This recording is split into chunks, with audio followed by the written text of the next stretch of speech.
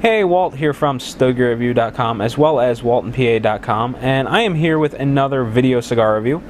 And this time I thought I would do something a little different. Now, I guess it was 4 or 5 days ago I recorded the pilot episode of Humidor diving, or what I was calling Humidor diving. I've got air quotes in there. And basically I just took the, I took that dumpster diving term and applied a fun-loving kind of spin to it. And basically what I was doing was just sort of digging around in my cooler and looking for something that caught my eye. And then I would then take this cigar and review it. Or not so much review it, just kind of feature it and do something with it, because the problem became I've got all these cigars that are a couple of years old. Some of them aren't in production anymore. Some of them are just difficult to find, and it's really hard to match what I've got to what our viewers can purchase or find or pull out of their collection. Because I don't really want to do a full-blown review on a cigar that's 3 years old, because it's not really. I don't know that it's really fair to the cigar. For one, if you go out to the store and you pick it up off the shelf, it may be just completely different from what I smoked, being from a different year or different crop, or minor blend tweak along the way. So I don't want to feature these older cigars in anything other than maybe these Humidor diving videos, where I just kind of feature them, I do a quick synopsis and move on. So anyway, I recorded this review 4 or 5 days ago, which I was calling the pilot episode, and because we had so much IPCPR coverage, the video was just kind of pushed off to the side. I never got around to doing it. I never got around to editing it and publishing it and then getting it up on the web. So whether or not that actually sees the light of day, I don't know. So in case it does, I guess we'll just call this pilot episode 2.0. But at any rate, in just a second, I'm going to flip you over to some video of me rummaging through a cooler and picking out a cigar. Now, I had to restart my computer and get things ready to go, so while this was all restarting and stuff, I went ahead and just dug around the cooler and picked out a cigar. So I know what I'm smoking, even though this kind of is improvised, if you will. So go watch me dig around the cooler, and I'm going to go ahead and light up the cigar that I picked, and then we'll come back, talk about it a little bit. I'll tell you how I came to have this cigar, maybe why it's been sitting around so long, and then maybe I'll even smoke it and talk about it. So sit tight and check out this little video clip. Alright, so here we are in my Humidor, and we'll call this Humidor 1, or actually we should probably call it Humidor 4, since I have 4 of them and this is the oldest. So, inside, I guess we'll start looking for something to smoke for this video. And I really have no idea what I want to do. I guess I'll just dig around here and try to find something. And whatever kind of calls my name, I'll light up. I got some that German stuff that I was sent for samples a while back, a couple of sticks. I always toss them aside, I'm not quite sure why. Some random stuff from Philippe Gregorio. Looks like there might be 1 or 2 cigars from IPCPR in there a couple of years back. Maderos, that was pretty bad. I actually wound up smoking more of those later on, and they weren't nearly as bad. I still didn't like them a lot. A couple of Graycliffs, maybe we'll stick those to the side. I had a Graycliff the other day and it was pretty good. Berger and Argenti stuff. It's like RHC. A lot of this is like IPCPR fodder that's kind of just fallen off. I have no idea what that is, but it's got a huge water spot on it. And we'll just throw that out. Some Christoph stuff that I bought at an event.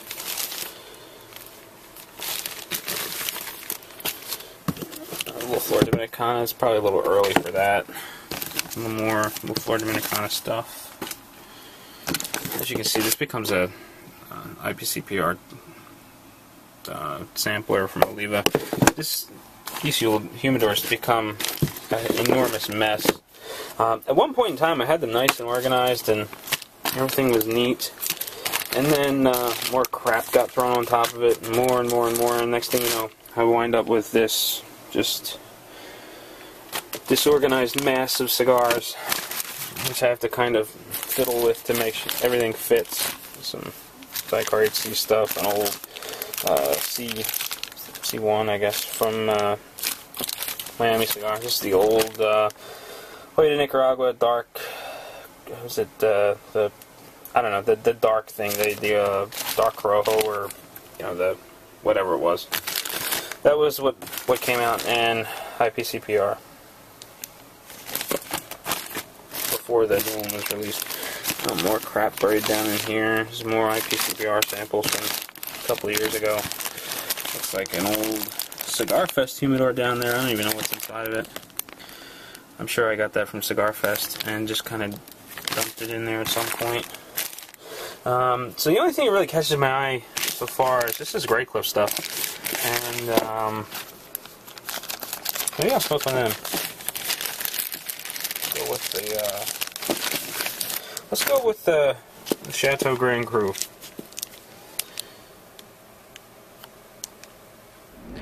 Well, now that you saw my Blair Witch Humidor project video with the shaky camera and just the mess, you know that I've decided to go with the Graycliff Grand Cru, and this cigar is a couple years old.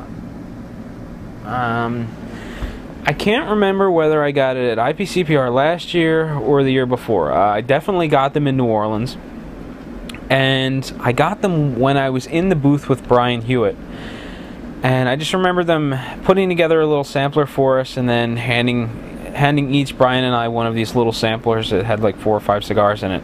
And the reason I'm thinking it was 2 years ago was because I think Jerry wound up leaving early, and it was just Brian and I covering the floor at that point in time in the trade show.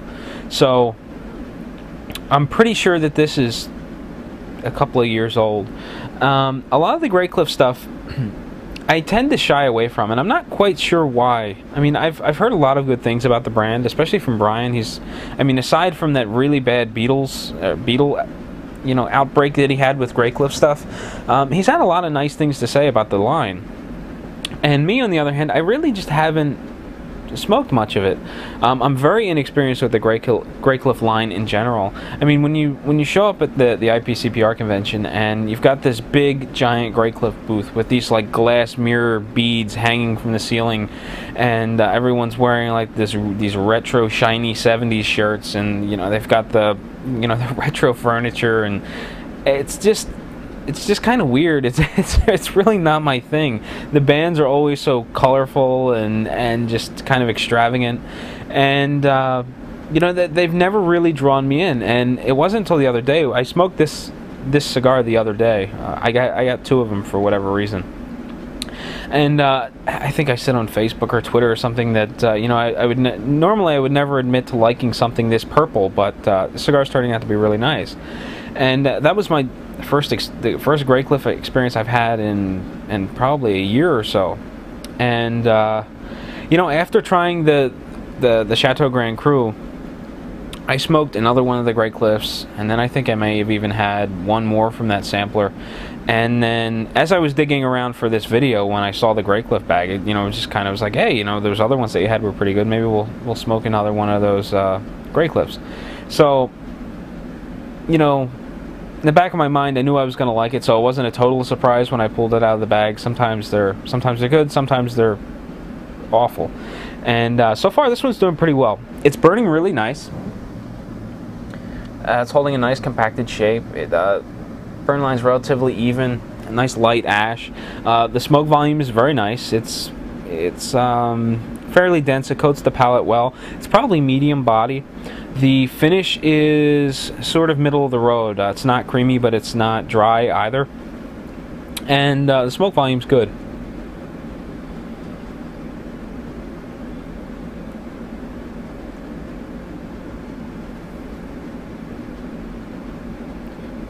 Through the sinus, I get a little bit of pepper.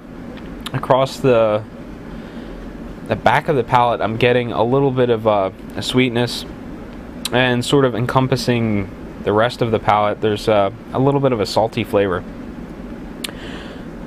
It's kind of interesting. It's off to a slow start, which is kind of typical from the last one I had. The last purple one, the Grand Cru, started off fairly slow, and then by probably toward the end of the first third, it really ramped up, and the flavors were popping, and I really enjoyed it. So I probably have a little way to go yet before the flavor turns on or really, you know, kicks into high gear. Again, if this is anything like the first one that I had. So I want to keep these videos relatively short, or try to anyway. And with that said, I'm not going to ramble on anymore. So I'm going to cut the camera off. I'll be back at some point, you know, maybe at the halfway point, maybe at the end, and just sort of wrap things up. Maybe I'll do that. Maybe I'll come back at the end, wrap up my opinion of the cigar, and then let you be on your way. Just to keep these things nice and condensed and, you know, kind of fun, maybe. Another thing with these videos, or you know what, we'll do that at the end. So sit tight, I'll be back in just a second, and we'll take a look at the overall view of the Graycliff Grand Cru. Hey, I am back, and getting around to the band of my Graycliff Grand Cru. Now, I popped the first band off, and I'm going to be popping the second one off now. You know, this cigar's been burning really well. I haven't had to touch it up or anything. I did have like 4 chunks of ash fall on my shirt, and most of them are still intact in the ashtray. I just kind of picked them up, tossed them in the ashtray, and they look to be about 3/4 of an inch long. So not a really strong ash, kind of unpredictable, because had I saw the ash, you know, getting weaker, obviously I would have knocked it off over the ashtray and not have it wind up all over my shirt. But you know, aside from that, it's burning really well. Smoke volume's good. Smoke is nice and dense. It coats the palate well. Still in the medium range. The finish is leaning a little more towards creamy at this point. And it's easy through the sinus, and it's actually relatively easy across the palate too. I don't feel kind of battered and weary. You know, some cigars have a tendency to really beat up your palate. This cigar, I'm not having that. I'm not experiencing that at all. And you know, I could probably smoke a couple of these throughout the day and not feel, you know, weary or anything. Not that I would want to smoke, you know, several of these throughout the day, but I could if I wanted to. You know, cigars like. Just off the top of my head, maybe like the Studio Tobacco Donkey Punch. That one, you know, I probably couldn't smoke 2 or 3 of those throughout the course of a day because they're really hard on the palate. This one, on the other hand, is pretty easy going. I could certainly see this as being a cigar that someone fairly new to the cigars would be fond of, just because of how easy it is on the palate. Now, again, I don't know whether that's because that's just the way the cigar was built, or if that's the result of sitting in my cooler for a couple of years. And that's another reason why I'm not really sure about these particular reviews, because this may not be what you're going to get when you pick one off of the store shelves. In terms of flavor, I'm still getting a little bit of a salty, kind of just a saltiness across the tongue. A little bit of sweetness. It's toned down quite a bit since earlier on, or since when I first lit the cigar, and I'm getting a bit of a woody flavor.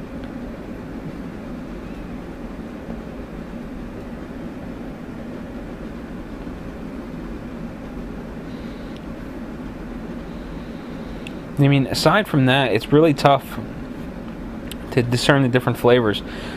Because it's been sitting a while, all those flavors seems to marry together, and you know, I've got this one unique sort of flavor where I'm able to pick elements out of it, but you know, there's not really distinct flavors jumping out at me. You know, and sometimes that's really nice in an aged cigar, and sometimes it makes it kind of boring.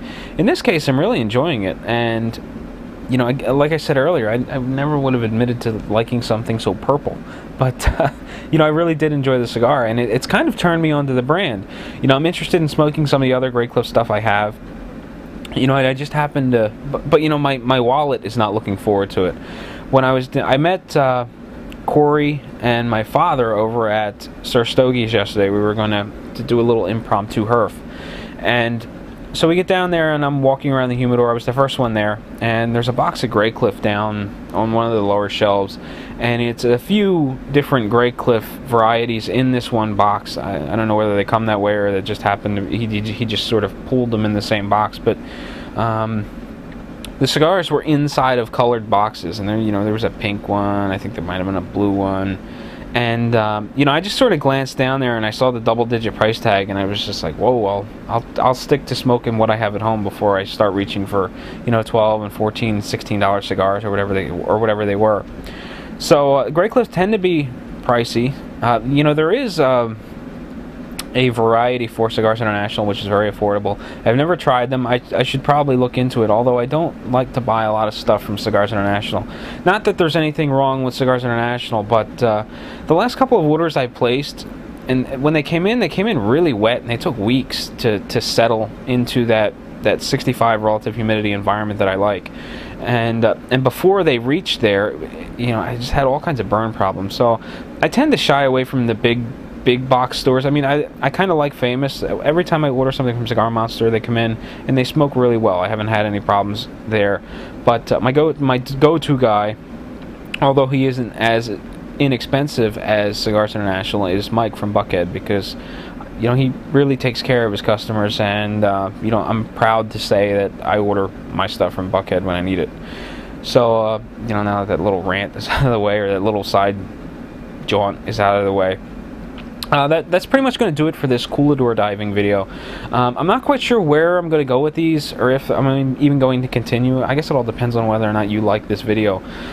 In the event, when you watch that clip of me digging through my humidor, if you see something in there you would like me to light up and try, just leave a comment or something, and I'll see if I can get to it at some point in one of these videos, or figure something out. And also tell me what you want to see from these. Do you want a full-blown review of an aged cigar, or do you want just something down and dirty, quick and easy, just because it's something that you're probably not going to be able to get unless you just happen to have one, or you go out and buy a new one and you sit on it for 2 or 3 years, and then you rewatch this video just to just to see if my review is on point.